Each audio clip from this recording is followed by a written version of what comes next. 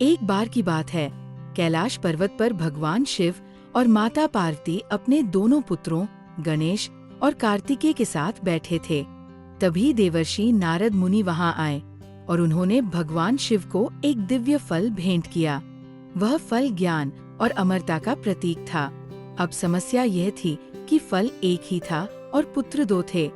फल को काटा भी नहीं जा सकता था। दोनों भाई गणेश और कार्तिकेय उस फल को खाना चाहते थे। इस दुविधा को सुलझाने के लिए भगवान शिव ने एक प्रतियोगिता रखने का फैसला किया। उन्होंने कहा, तुम दोनों में से जो भी इस पूरे ब्रह्मांड का 3 बार चक्कर लगाकर सबसे पहले मेरे पास वापस आएगा, वही इस दिव्य फल का विजेता होगा। ये सुनते ही भगवान कार्तिकेय तुरंत अपने वाहन शक्तिशाली मोर पर सवार हुए और ब्रह्मांड का चक्कर लगाने के लिए तेज गति से उड़ गए। उन्हें अपनी गति पर पूरा विश्वास था, लेकिन गणेश जी वही खड़े सोचते रहे। उनका वाहन तो एक छोटा सा मूषक चूहा था। वह जानते थे कि अपने छोटे से वाहन पर बैठकर वह कार्तिकेय से कभी नहीं जीत सकते। तभी उन्हें एक अद्भुत विचार आया। उनके लिए तो उनके माता पिता भगवान शिव और माता पार्वती ही संपूर्ण ब्रह्मांड थे।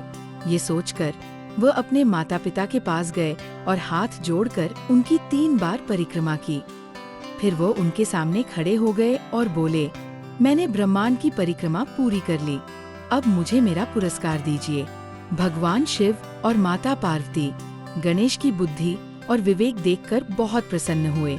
उन्होंने पूछा, पुत्र, ये तुमने कैसे किया? गणेश जी ने बड़ी विनम्रता से उत्तर दिया, माता पिता के चरणों में ही समस्त लोक और संपूर्ण ब्रह्मांड समाया हुआ है। मेरे लिए आप ही मेरा ब्रह्मांड है।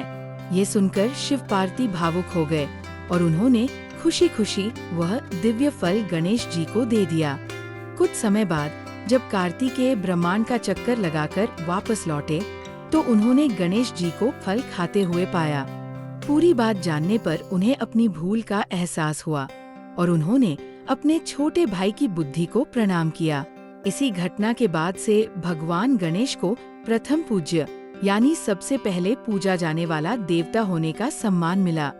यह कहानी हमें सिखाती है कि बुद्धि और विवेक शारीरिक बल से कहीं अधिक शक्तिशाली होते हैं।